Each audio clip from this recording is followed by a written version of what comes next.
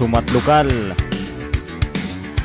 Sa nagkatawhan hugot ang panawagan nga ada na istar sa mga barangay nga diin ang high voltage electricity wires sa National Grid Corporation of the Philippines o NGCP. Ini nakauntay nga diin ada sinsini ang kadelikaduhan nga mapiki sinsini nga linya nga makamaratay. Ini ang gintagan doon o gintagan bugat ni Miss Betty Martinez, Corporate Communications Officer sa NGCP San Visayas.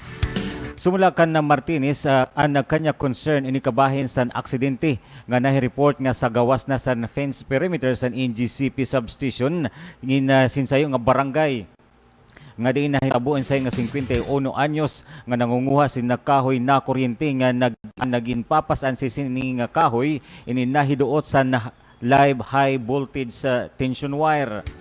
Sumulapakan na Martinez nga makusog ang voltage inisugad sin makusog nga voltahe inisugad sin magnet nga sugad sin ginihigop ka kon umapiki ka sa nasabi nga live wire.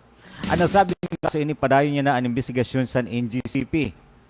Dugang pa ni Martinez nga kaupod ang power firm ini padayon ang warning o pahimatnon sa mga residente sa mga area sa safe distance initikang sa power transmission line.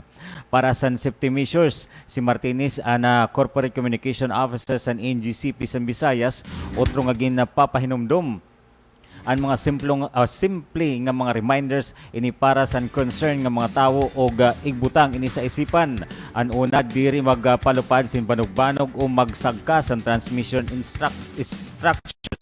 Ikaduha, diri magsunog nga apiki sa transmission na structures nga kundiin magkakaw sa ini sin pag-brown out. Diri magabutang sin antenna sa television apiki sa transmission lines. Diri magtanom sin kahoy nga apiki liwat sa transmission structures.